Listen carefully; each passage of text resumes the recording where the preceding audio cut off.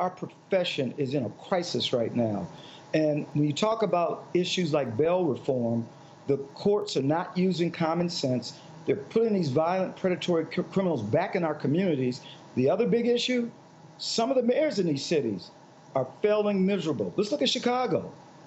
Lori Lightfoot talks about what's dangerous. The cops are dangerous? No, she's dangerous. People who live in the most vulnerable communities in Chicago, South and West Chicago, vulnerable communities, who speaks for them? Who's protecting them? They want effective policing. Where's the support for the men and women? This anti-police rhetoric. It is not a surprise that police officers are leaving in large numbers. No kidding. Somebody has worn the uniform for a number of agencies. It's Dan Bongino, host of the Dan Bongino Show, right here on the Fox News channel, streaming daily on Fox Nation, and also the host of Unfiltered with Dan Bongino Saturdays on Fox News. Dan, listen to this. The number of police officers intentionally rammed by vehicles, killed by gunfire, or stabbed is up 40% so far this year over last year. And Chris Wray, the FBI director, said that's a troubling trend. It's almost 2 law enforcement officers shot and killed every week, and that's not even counting those who die in the line of duty, facing the inherent dangers that you guys do. Yeah, you know, I'll never forget an appearance I did on this show where Ainsley actually had asked me a question about, sadly, one of these stories. I wish we never had to talk about these stories again, about police officers being killed, right? I mean, but we were on about one of those topics, and I said to Ainsley, you know, think about this. Being a former cop, I get a text from a friend probably twice a year saying to me, hey, remember Officer X, whatever their name is? Yeah, either they were shot and killed, or they were hurt or run over, or they got in a really bad fight in the street while, you know, going to respond to a 911 call. And I said to Ainsley, I said, imagine that being your job, God forbid, at Fox, where you get a text twice a year, and they say, hey, you know, Brian or Steve got beat up in the street, or God forbid, got shot in the line of duty. You'd be like, that's the craziest thing I ever heard. No, it's not. That's what it's like being a police officer and knowing a lot of people in police departments. That's exactly what it's like. Just, I mean, tattoo that on your brain.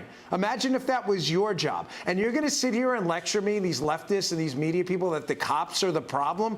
I mean, really, guys, I got no patience for that. And what bothers me about these stories that we're covering all too often, crime exploding, cops being injured, cops being hurt, is that we know what works, guys.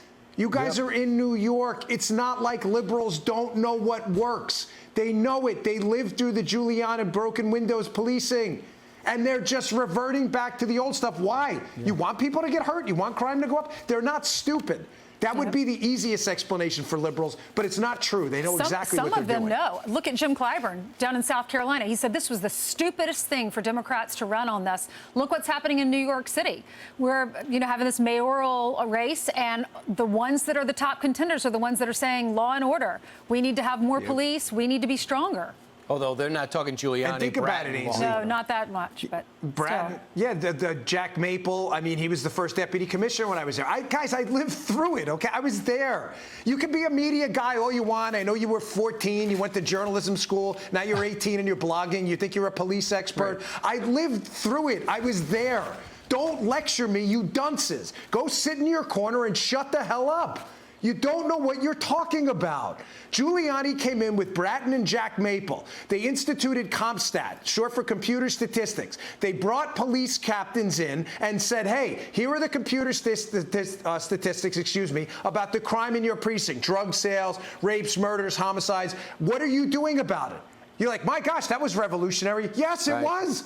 Nobody had done it before. And all of a sudden, the police captains were coming into CompStat meetings, sweating and sweating bullets, and guess what? Saying, oh, my gosh, we got to fix this. And Dan, I lived in South Carolina then, and you know what the reputation of New York was? You can't go to New York. It's dangerous. You don't take your jewelry. Remember Times Square? Yes. And then he cleaned it up. What happened when you pulled out of Times Square? When you got off the train at Times Square, Ainsley, if you were a tourist, you got hit with a hooker, a drug dealer, and a 3-card Monte guy ready to rip you off. Yeah. And now you might comes in, cleans the whole place up. But real quick, Dan, what does this mean for police reform? When they first started talking about it, we're in a different place.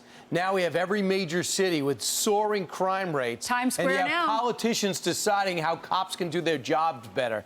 I'm really worried about what they're going to come out with.